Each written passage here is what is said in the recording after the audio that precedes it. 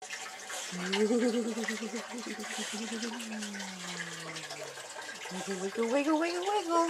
Goodies donated by Voice Print Records. At least I can guarantee you this year, the CDs from Voice Print Records are really rather good.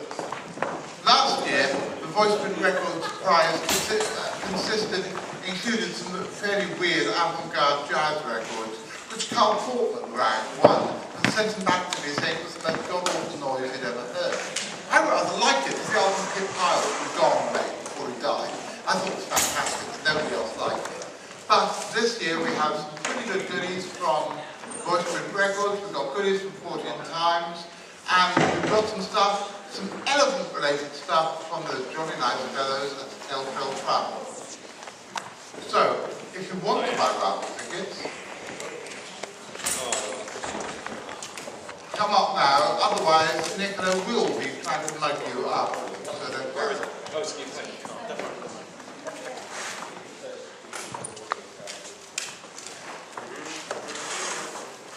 However, once again the boy Freeman's disappeared off to the chip shop. So I'll pass you over to his fairly able replacement, Barry Hancock.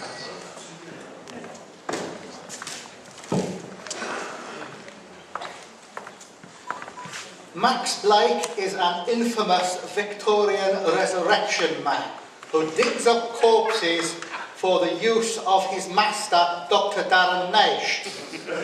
He uses these cadavers in sick, perverse, blasphemous experiments that blend science and the occult, and have led on several occasions to clans of torch-wielding villagers setting fire to his castle lair on account of his monstrous grave violation and the unspeakable things that followed.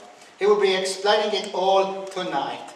Boys, take it away. It's a very good for children, this one. Take it away.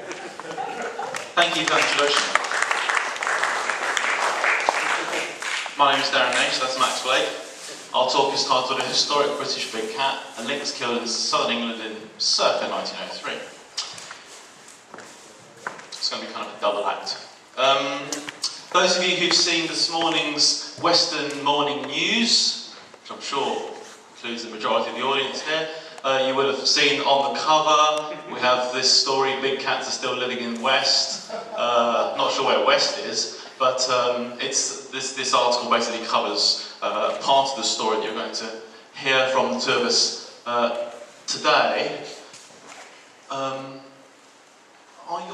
there we go. Sorry, that's a bit silly, but we thought that was very funny. Yeah, Max is known as Max Lake, according to that article, which is a bit embarrassing. Anyway, moving on. Everybody, of course, in the audience is extremely familiar with the British big cat, alien big cat, ABC phenomenon. There's little question, really, among people who know what they're talking about, that there are large, almost certainly non-native cat species running around in the British countryside.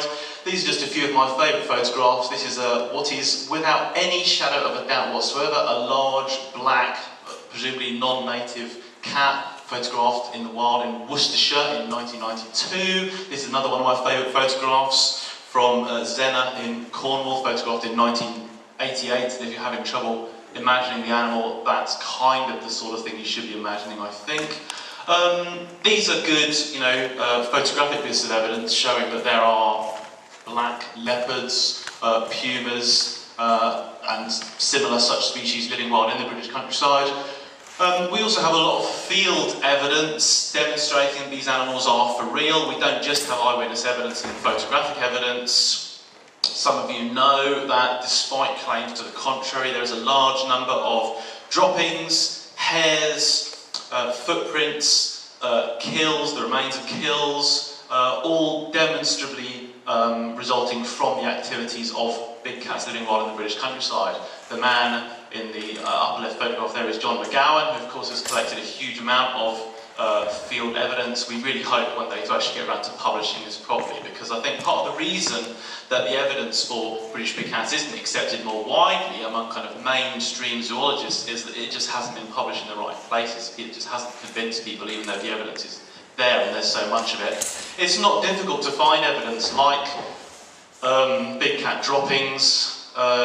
John McGowan and I found that one, for example, on Portland and Dorset in 2007, and John has numerous other droppings and other bits of evidence. I'm sure you've heard some of this before. John has spoken about it at Weird Weekend meetings. We also have evidence from tooth-marked bones from Wales, which has actually made it into the technical literature. On the left there we can see the front cover of a technical paper that was published in Journal of Archaeological Science by Ross Coard, and Coard was able to show that a load of sheep bones from Wales which had tooth mark bones on them, what are technically known as tooth pit marks, these marks were created by medium-sized cats. Medium-sized means not as big as a tiger or a lion, but much larger than a domestic cat. So an animal about the range of, say, a puma, or a lynx or a leopard, that kind of thing. So at least some of this data has been reported in the proper kind of technical press. These photographs and bits of evidence I've just been talking about pertain mostly to leopards and pumas, but it seems that we have a really interesting cat fauna today, and I say this based not only on photographs but also on bodies that have now been recovered. This is a photograph taken in 1992 showing a cat running away from the viewer with a rabbit in its mouth, and based on its proportions, the look of its pelt, the length of its tail and other characteristics, I'm pretty confident that it is a jungle cat. Jungle cats occur from North Africa, across the Middle East, all the way across Asia to Pakistan and India.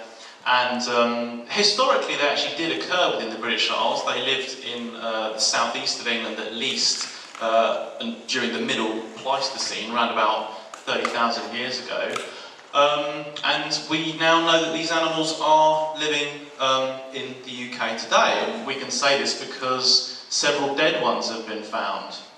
The animal on the left is the Hayling Island jungle cat, killed by a car in 1988, and the animal on the right is the stuffed Ludlow jungle cat, found dead in 1989 and now owned by Carl Schuker. Some of this material will be familiar to you if you attended the talk I gave a few years ago about the history of cats in Britain. In addition to jungle cats, we also know that at least sometimes we have leopard cats running around in the British countryside. This is a cat that occurs from China and Mongolia down through much of Southeast Asia, and to date, at the time of producing this slide, at least 5 leopard cats have been killed or captured in Britain. They come from Cheshire, the Isle of Wight, Scottish borders, Dartmoor, Berwickshire. So these animals, nobody's suggesting these are overlooked natives or late surviving, natives or anything like that. They are escapees, or in some cases releases from collections, sometimes from private collections, sometimes from public collections like zoos. We also, complicating the picture somewhat, is the fact that we know that we have these cats called Kellis cats. There's a little bit of controversy as to what these are. Some people say they simply are melanistic Scottish wild cats.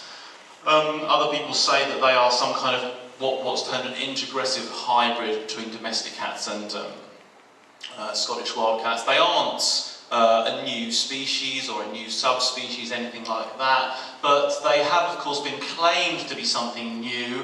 They are quite large cats, a little bit larger than an average domestic cat, and they've kind of been caught up in the British big cat phenomenon. But always remember they are not big cats in the true sense, but they kind of add an extra depth to this phenomenon. I mean, they were only discovered in 1984. We have also captured larger cats on occasion. This is the famous Felicity the puma, captured in October 1980 in Inverness Shire in Scotland. Rheumatic, about 10 years old, her droppings showed that she'd been living in the wild for an extended time. She of course died in captivity, and today she's stuffed and can be observed in a collection. So I think the British big cat phenomenon isn't really a mystery. These animals have escaped and they've lived wild for a time in the countryside. Maybe on some occasions they have bred, but there isn't really any doubt that these animals are out there for at least part of the time, and this explains the cats that people have seen. And animals like Felicity and the others that I've just shown in previous slides show that, well, what's the big deal? These animals definitely are out there. The evidence is very strong. This is the lynx, which was shot dead in 1991 in Beccles in Suffolk, originally claimed to have been shot in Essex, not East Sussex, that's a mistake, ignore that.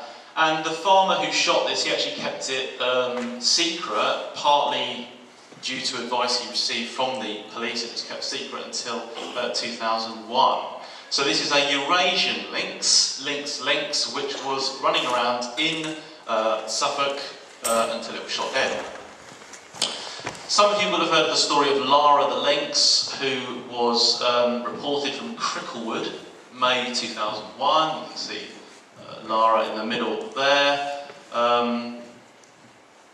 People called the police called the RSPCA called London Zoo. Tony Sainsbury, senior veterinary officer for the London Zoological Society, successfully tranquilised the animal. It was taken to London Zoo, and that's a photograph taken in 2001 of Lara, the Cricklewood lynx. Nobody really knows where Lara came from, so far as I know, but there isn't really any doubt that this is an animal that had escaped recently from a collection. And again, this, big British big cats aren't really a big deal. They aren't really a mystery. These animals are escaping, and people are seeing them, and that's where that's the crux of the phenomenon. And Lara the lynx and the 1991 killing of the Suffolk, not Essex, lynx indicates that lynxes are abroad in the British countryside, at least occasionally.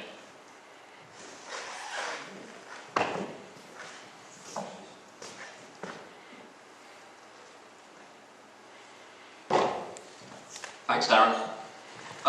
So this is the lynx that we've sort of been working on now for the last year, really. It was sort of spoken about in very hushed tones at the last Weird Weekend, and so I'm just going to sort of rattle through the story behind her history at the Bristol City Museum and Art Gallery, and how we sort of actually found her, and sort of realised the colossal significance of this particular specimen. I am a volunteer at the Bristol City Museum and Art Gallery in the biology department. It's quite an interesting department. They've got somewhere between about 500 and 600,000 specimens currently sort of in storage, with a few more sort of on display, and they range from anywhere between little teeny tiny ants all the way up to a number of full African elephants. But this one is something a little bit special. I came into the office one day, and as is usual, the curator sort of will update me with the news that's happened, stuff that's been going on, and she said that a researcher who is a specialist in carnival skulls had done some measurements on a lynx which was shot in Britain, and found out that, according to his measurements, it's a Canadian lynx, not the Eurasian lynx which it was supposed to be. And naturally, as with all big news that you hear with sort of things like this, I didn't really think anything of it until about half an hour later, when I sort of realised at the start that this specimen was completely new to me, and that it may well be new to a sort of lot of other people. And so I sort of checked it out and spoke to a few people, and of course, this was new. We eventually found the record, the accession book's record, which we'll go over in a bit, about the specimen, proving that it had been in the collection for comfortably over 100 years, and that no one had really thought anything of it. It was an interesting specimen, but nothing that was sort of colossally significant. For her age, she's in excellent condition, apart from the DNA in the hairs. We can get on to that in a bit. She came with a full box of bones, only sort of 2 or 3 of which are actually broken.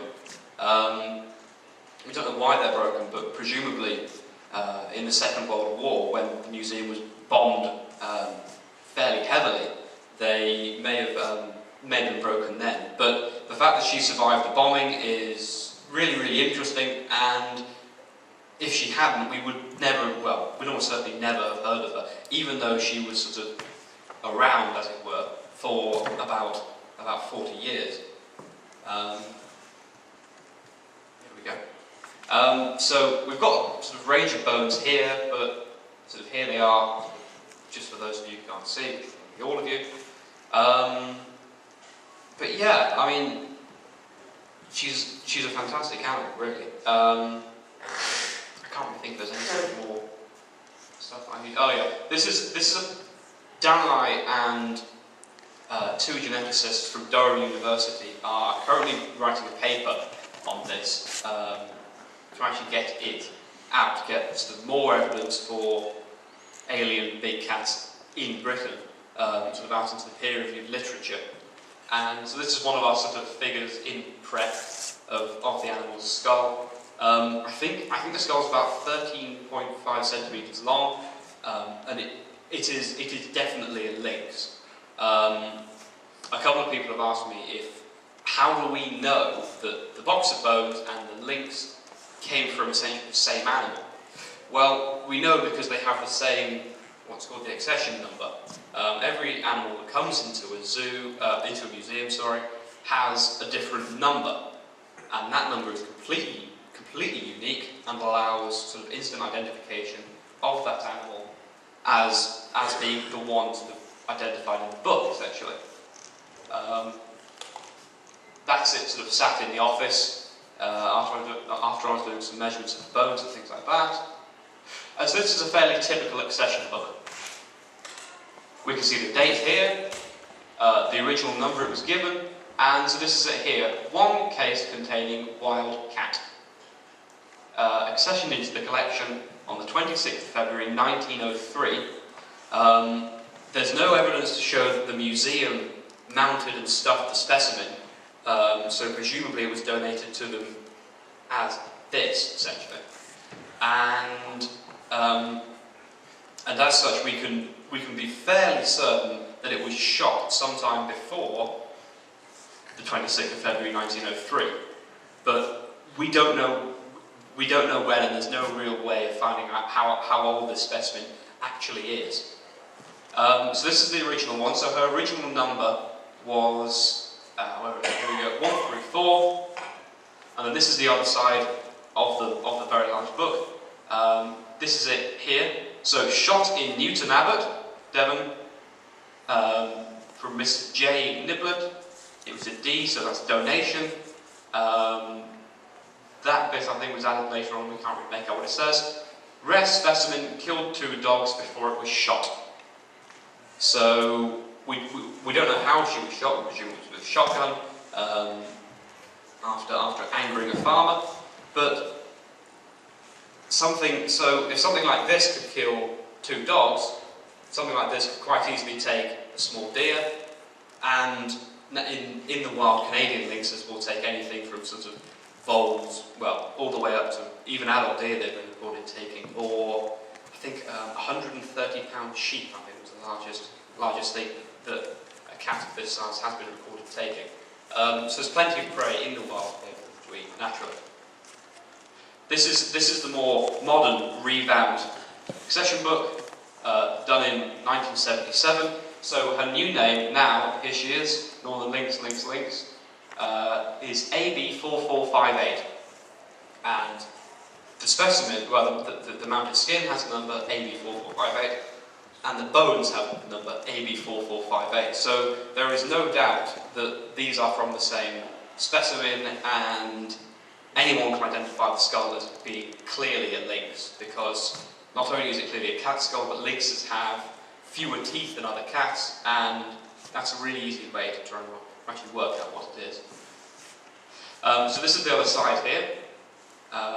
Mounted skin, labelled wildcat, very rare specimen, killed 2 dogs before being shot by Mr. Hebb, we think, of Newton Abbot, and accessioned into the collection by Mr. J. Niblett. Going back to that previous slide, someone identified it as a northern lynx. We don't know why they identified it as a northern lynx, seeing as the original accession book said it was a wild cat. And it is clearly not the wild cat that we would call a wild cat. It is clearly a lynx. But well, first of all, the skull measurements show that it is not a lynx, according to that line of evidence. the coat is a different sort of colour, different patterning to a normal lynx. It's quite small to be, well, it's too small to be lynx. But we are doing genetic tests on the bones at the moment. We did do some with the hair, but unfortunately that failed because the specimen's comfortable, well over 100 years old. It's in good condition, but we don't know what's been touching. We don't know what beetles or what mice or what people have been fiddling around with it. And so we weren't really surprised when we got back sort of inconclusive results of them. Yeah, so back over to you, Darren. So the general thinking behind the presence of non-native large cats in Britain has been that the animals are here predominantly because of the 1976 Dangerous Wild Animals Act. I'm sure you've all heard this idea. The problem with this idea is, well, sightings do increase after 1976. I think this may be part of the problem, the fact that people didn't want to pay for this new bit of legislation, and some people released their own cats. Believe it or not, people were keeping leopards and pumas and so on. But there are enough sightings prior to 1976 to indicate that alien big cats have almost always been here. There are sightings from the 1920s, the 1930s, the early 1900s, and of course there's famous sightings such as William Cobbett's account from Waverley in Surrey from the late 1700s. So I think that cats, lynxes, leopards, other species, they have pretty much always been escaping from captivity for as long as people have been keeping them in the country, bringing them into the country. So this is a historic cat. This is a cat shot, as Matt said, sometime prior to 1903. It definitely is significant in predating 1976. And we were initially, or certainly I was very excited by the fact that it was accessioned as a Eurasian lynx. As Matt has said, that's turned out not to be the case. But assuming that it was, what would that mean? Well, some of you might have remembered some of the material that I spoke about when I gave that talk on the history of British cats. The Eurasian lynx was traditionally regarded as a Pleistocene animal, as an Ice Age animal in the British Isles. Of course, the Pleistocene is the time of the Great Ice Ages, ice sheets covering much of Britain down to about what we call the Thames Severn line. It didn't occur as far south as it does in this cartoon. And of course, the Ice Ages were not only times of extended glaciation, but also that there were these warm interglacial phases when you would have warm subtropical or tropical animals living in places like southern Britain. This is just to give you some idea of the time span we're talking about. The Pleistocene extends from 1.8 million years ago until about 11,000 years ago, when we then switch to the Holocene, the kind of modern era. We don't need to worry about this too much. Probably shouldn't include this in the presentation, really. This is a little bit about the history of the isolation of Britain from continental Europe. In fact, I'm going to skip this, don't need to talk about this. In Europe, we have two native lynxes. The Iberian lynx, sometimes called the Pardinal lynx. It's a relatively small, heavily spotted lynx, entirely endemic today to the Iberian Peninsula. It's now critically endangered. I believe there are currently less than 200 individuals in the world. They occur only in these black areas on the map. The fossil record shows us that the Iberian lynx was formerly far more widespread. It occurred across much of Central Europe, and you could kind of imagine that it's been peripheralised by the spread of the Eurasian lynx. This is an idea. I'm not really sure that this is what really happened, but it's tempting to suggest that as the Eurasian lynx spread across Europe, the Iberian lynx was peripheralised. And that's intriguing because similar things have happened to other animals. Neanderthals, for example, the youngest Neanderthals are from the Atlantic coast of the Iberian Peninsula. The Eurasian lynx during the Pleistocene had a massive range occurring throughout the British Isles, from the northern Iberian Peninsula right the way across to Central Asia. And this is its current range in Europe. Again, it's an animal that's become peripheralised. It now occurs in remote, heavily wooded regions. Obviously, it only seems to be doing okay in Scandinavia, really, and it's gone from the British Isles and indeed from much of Western Europe. As I mentioned a moment ago, historically the Eurasian lynx has been regarded as an Ice Age animal, a Pleistocene animal as regards its distribution in Britain, but we now know this is completely incorrect. Some years ago, lynxes were carbon dated. English lynxes were dated to about 9,500 years ago from Derbyshire, 8,900 years ago from Devon, 1,770 years ago from Scotland, 1,800 years ago from North Yorkshire, and 1,550 years ago from North Yorkshire.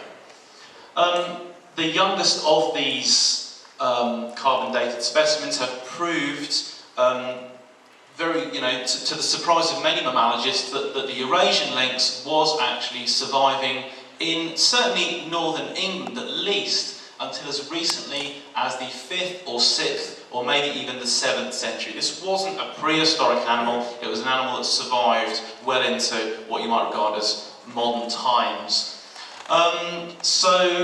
Unsurprisingly, in view of this, a lot of people have speculated, is it possible that if Eurasian lynxes were here as recently as the 5th, 6th or even 7th century, could they have made it into even modern times? Consider that there are, as I said, there are sightings from the 1700s that are suggested to be of lynxes. We also have people like Hurrell and Hoovermans and so on who have suggested that maybe the lynx could have hung on.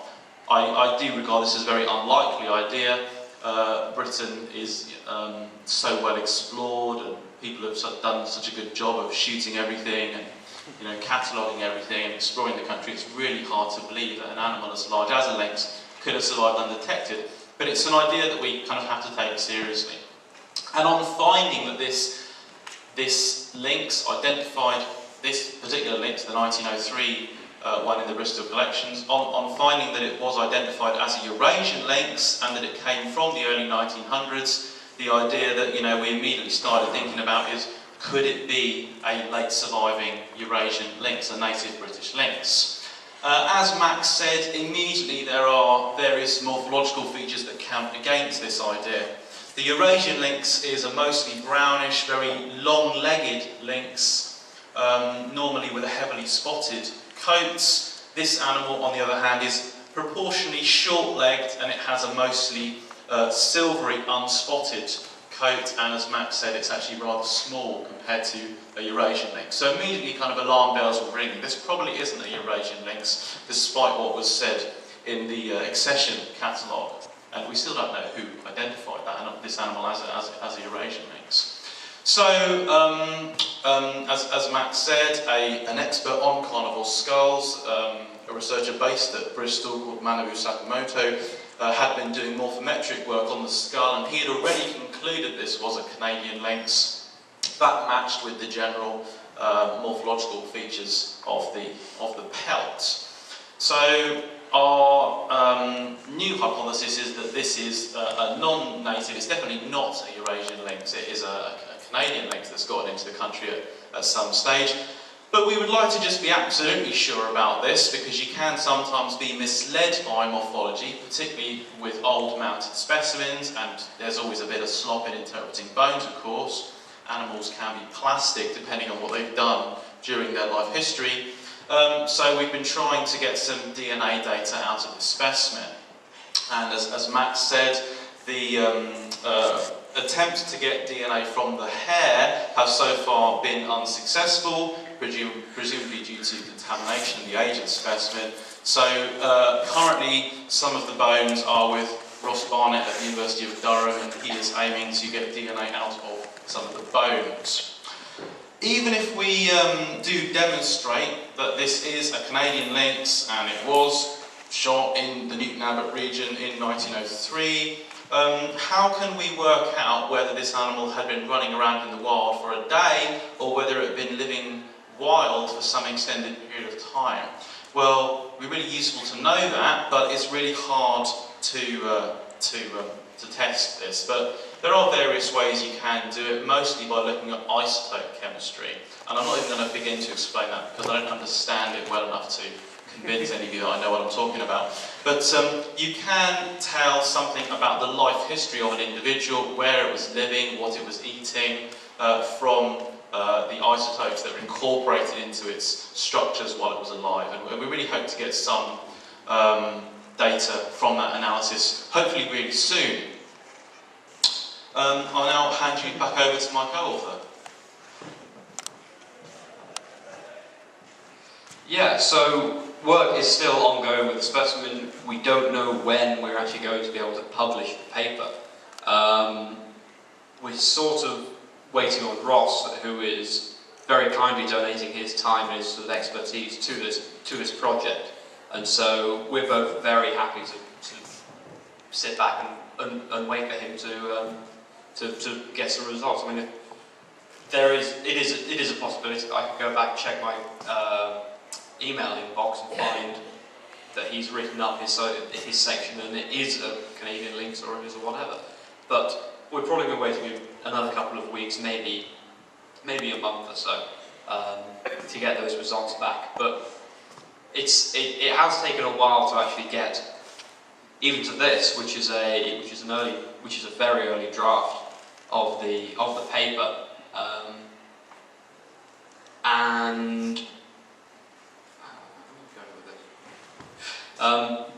so, I mean, the scientific process is a slow one, but it is really, really important to get specimens like this actually written up properly in the peer-reviewed literature, where they can be sort of discussed at length in a sort of forum where sort of an educated opinion is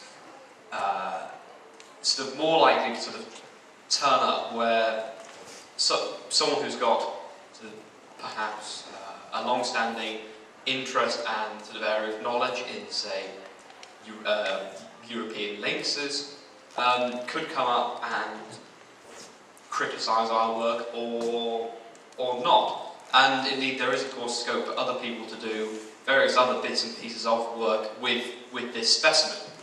Oh yes.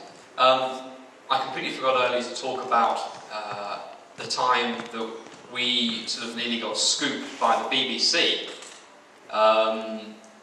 The curator of biology was showing around a couple of the sort of one of the producers and one of the presenters of Autumn Watch.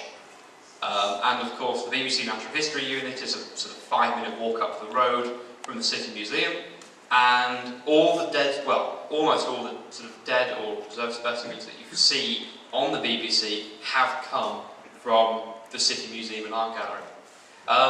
And so the curator sort of mentioned this specimen sort of, to try and get them really interested in some of the species that we've got in the museum.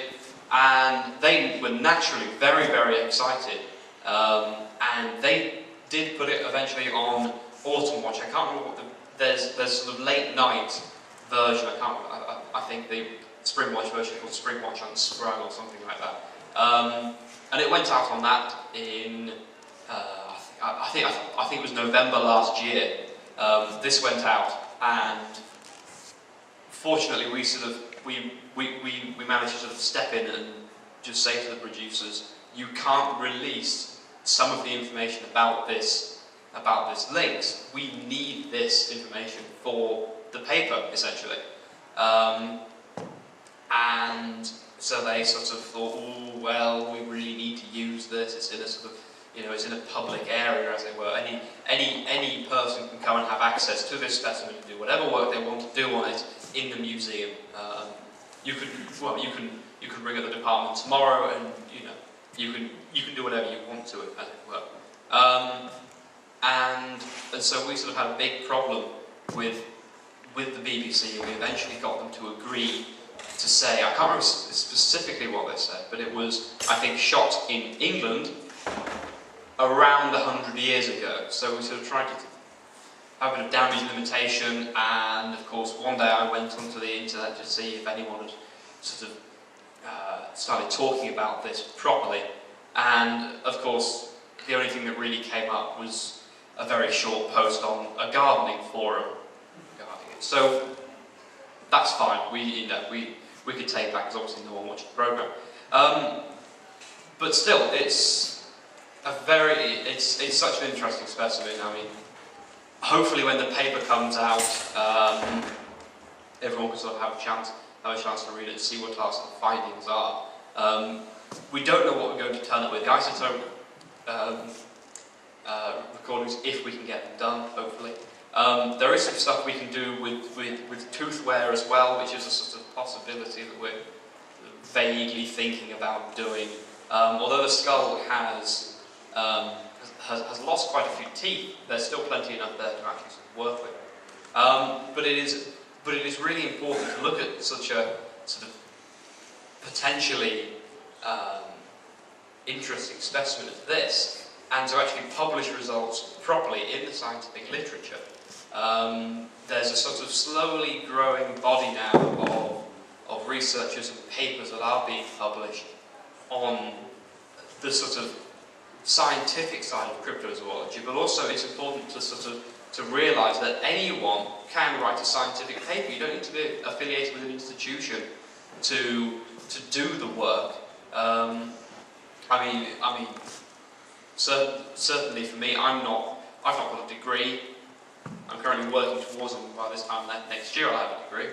But I am affiliated with an institution, but that's got nothing to do with this specimen.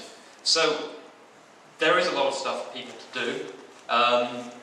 There's a lot more museums which need to be explored. And I really do urge people to get out there, look at your local museum, see what they've got, and write a proper peer-reviewed scientific paper on it. So thank you very much for coming to the talk. I suppose we've got time for questions, haven't we?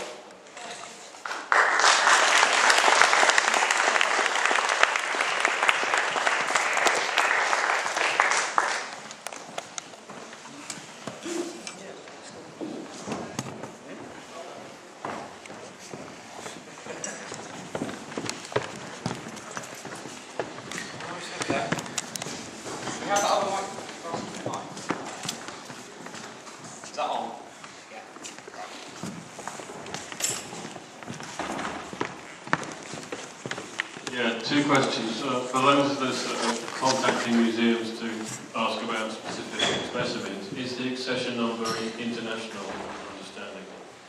Yeah. I mean, every museum should, in theory, have a sort of an enormous great big book full of accession numbers that they should be able to look into. But I mean, because I'm a volunteer and I can do essentially whatever I want to with my time.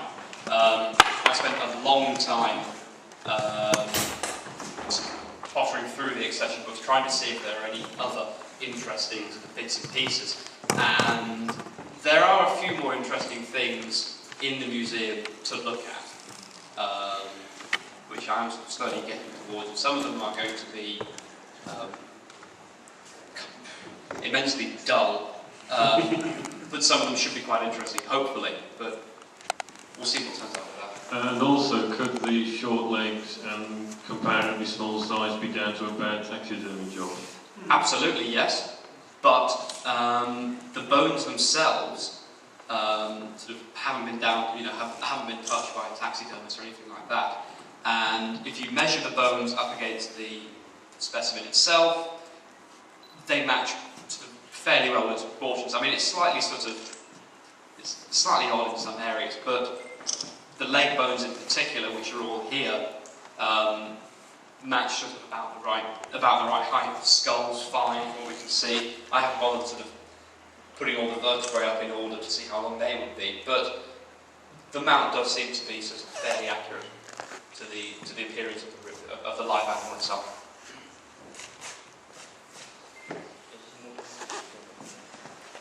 This isn't so much a question, it's something that I've just seen from your map, Darren, of distribution of big cats recently.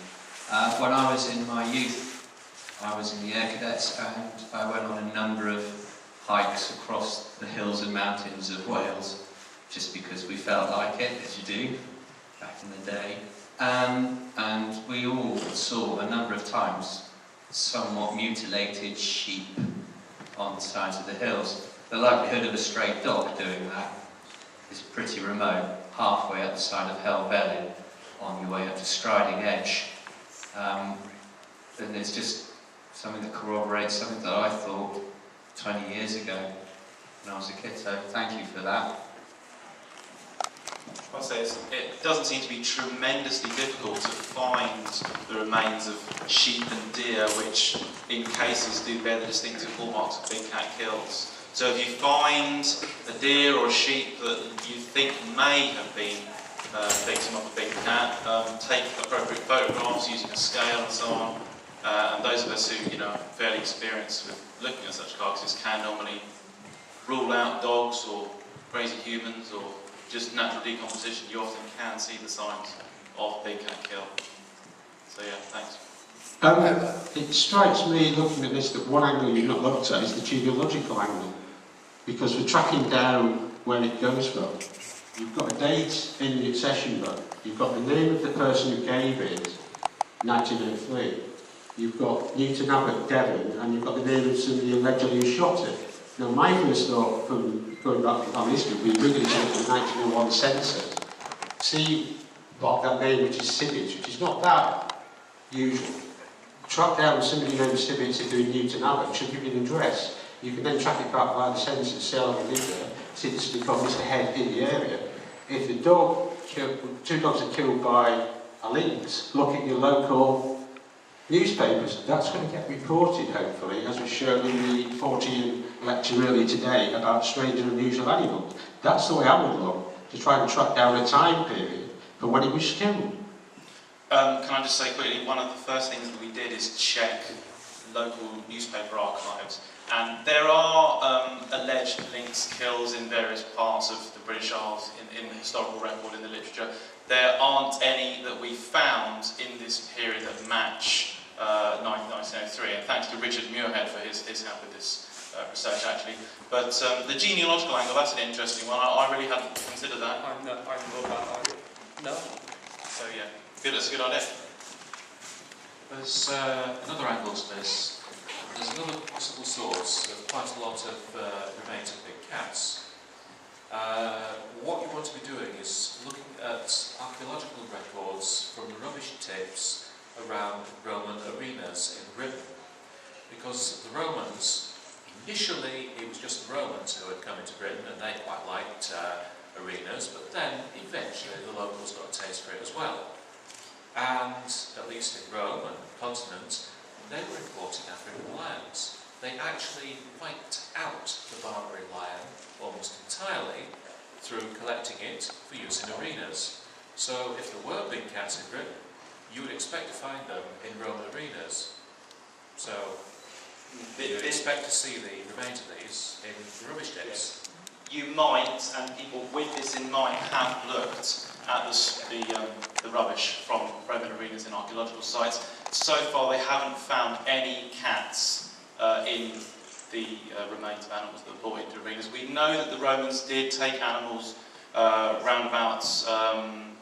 There's various archaeological sites, definitely in Italy, that include the bones of leopards dated to Roman times, long after leopards went extinct in Europe. But yeah, people have had this in mind. They have looked at Roman archaeological sites with cats in mind. So far, no one has found anything. Well, I know that at least in Chester, they have been looking for teeth. They haven't found any cats. They found a molar from a human, which had been knocked out. And it takes a fair amount of force to do that. It wasn't just a casual loss. It was somebody who had been fighting in an arena and had taken a hit on the side of the head from a weapon of some sort. So they are looking. It would just be an idea to keep an eye on. Oh, yes, so I agree with you totally. It's something that is kept in mind. People are thinking of this when they look at sites, but so far nothing. Is this switch on? Yes, it is. One of the earlier writers, now I can't remember if it was Raphael Hollinshead or Hector Boyce in Scotland, alludes to a breed of lions still to be found in Britain with manes as heavy as those found on the Barbary coast. Has anyone looked into what he was talking about? I mean, I doubt he was talking about fully fledged lions, but he might have meant the odd lynx.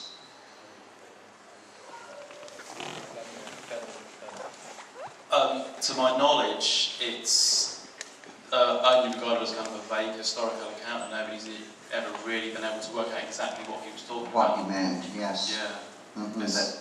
But it's often mentioned in big cat books, yes. That's right, yeah, when people are trying to find sightings that definitely predate 1976 or the 1960s Surrey puma flap or whatever, people often do mention it, saying, oh look, people were referring to possible British big cats as long ago as them. But as for what he was referring to, I really don't know. It's an interesting question. Well, I think neither authority should be regarded as gospel, but I just wondered if anybody had done any further research on this. Yeah, sorry.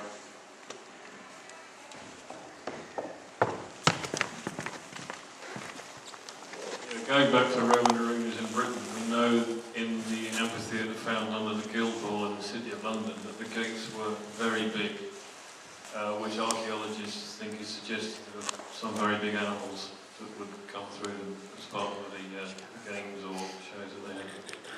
One thing I really would like to see is a list of the species that have been associated with arenas in Britain. I haven't seen that, and I'd be interested to know if anyone has.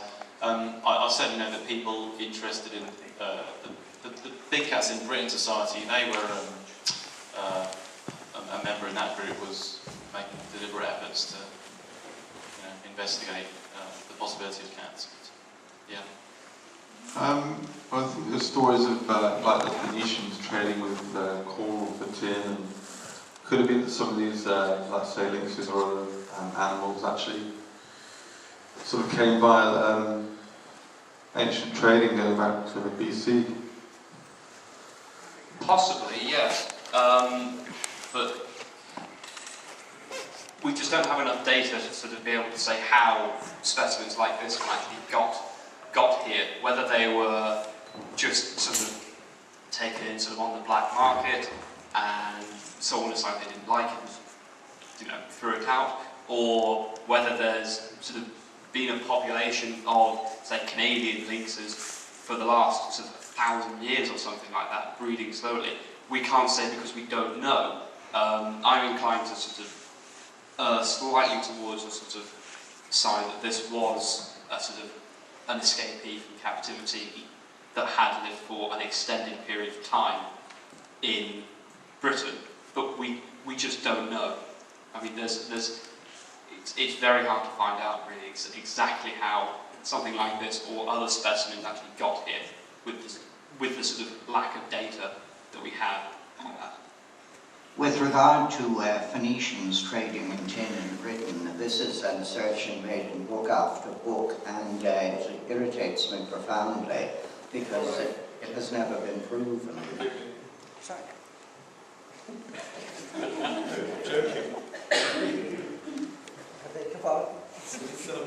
He said, forgive me. Oh, I shall certainly forgive you. Richard says that. Have you all heard his forgiveness? The Phoenicians certainly penetrated the Atlantic, but may have got no further north than Brittany, and I see another hand up, so I better not hold this, because I'm not very good at continuing to speak, and...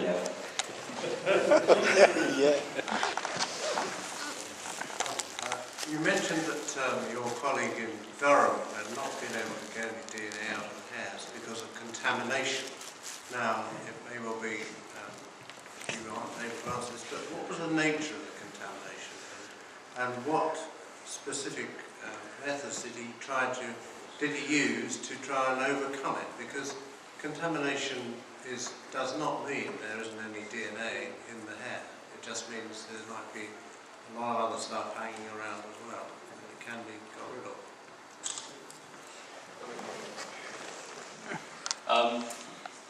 Neither Darren and I are sort of geneticists in any stretch of the imagination, but Ross has a full collection of every single cat primer, and we did sort of hope that he would be able to try and find something from that, but I can't remember off the top of my head what he actually did.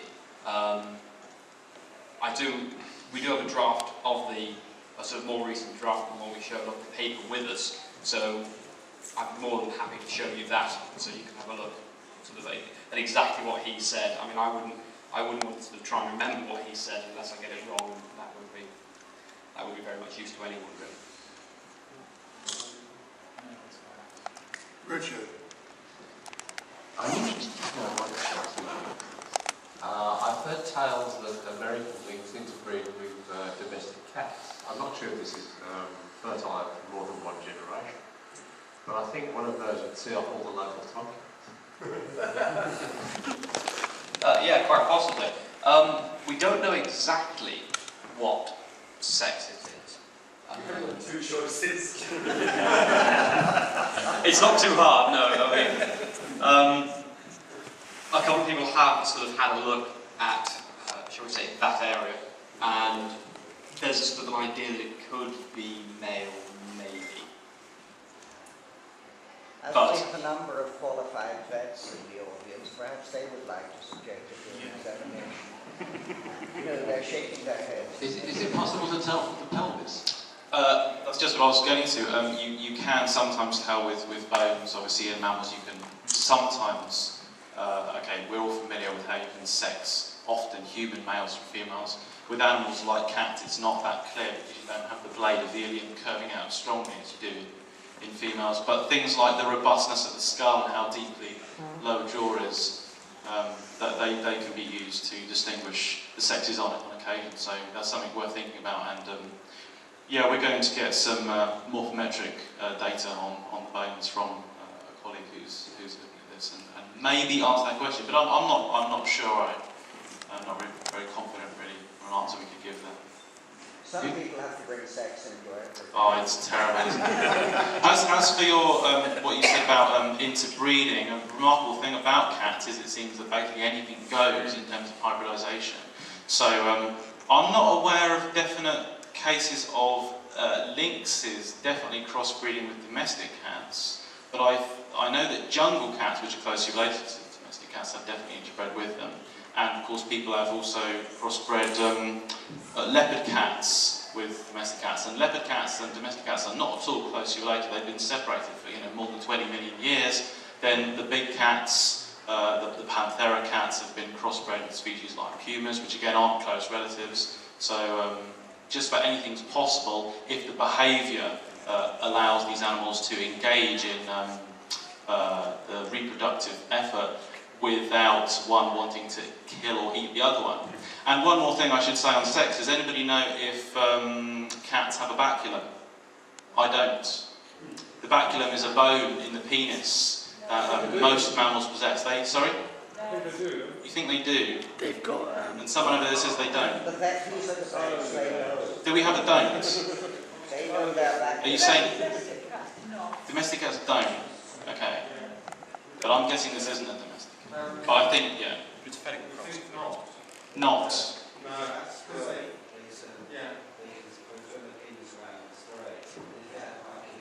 That's pretty logical. Okay, so we won't look for a baculum. Oh, there it is. Thank you. Okay, this has got to be the last one because we are running late and the ladies in the kitchen will strangle me if I'm any later. Hang on, last question from Silas. Not so much a question, it reminded me of another putative introduction, very early one in mythology in the Mabinogion, as the Cathapalic, the scratching cat, is the child of Hen Wen, the old white sow, in the myth. But somebody suggested that might have been a lynx owned by a Welsh chieftain. Perfectly possible. I mean, I'm not sort of wholly familiar with the reference that you've given, but I'm sure there'd be something in that to identify. There was also the Celtic chieftain in Armagh supposed to, I mean, it was definitely identified as a monkey skull. He had a pet monkey at Armagh. If they could have imported a monkey, they could have quite easily sort of imported Early private menageries? something quite likely, quite much. With regard to the cat Silas is alluding to, it's the Coth Polig, and it's in a poem called Pagir, which was written, I know it's spelled Palog, but they pronounce UI in Welsh these days. Did you? I beg your pardon. But the thing is, it is a wholly mythological beast. It is most unlikely to have been an actual animal. The Irish monkey is perfectly correct. So it was in Awenwalcha, the mound, County Meath. Thanks for that, Rowan. I just have to quickly thank a few people I sort of forgot to do earlier. I sort of like to take the opportunity to publicly thank everyone at the Bristol City Museum and Art Gallery, especially Rhiannon Rosen, who was the curator of zoology there. Without her, this sort of wouldn't really be possible. Much of the work we've done on the specimen would not be possible. I'd like to thank everyone from CSF for helping out with it, and of course my co-authors Ross Barnett and his team at Durham University, and everyone here for coming as well. Thank you.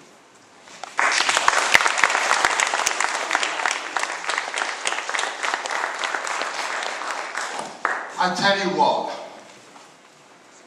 I'm very proud of what CFZ has achieved over the last 20 years.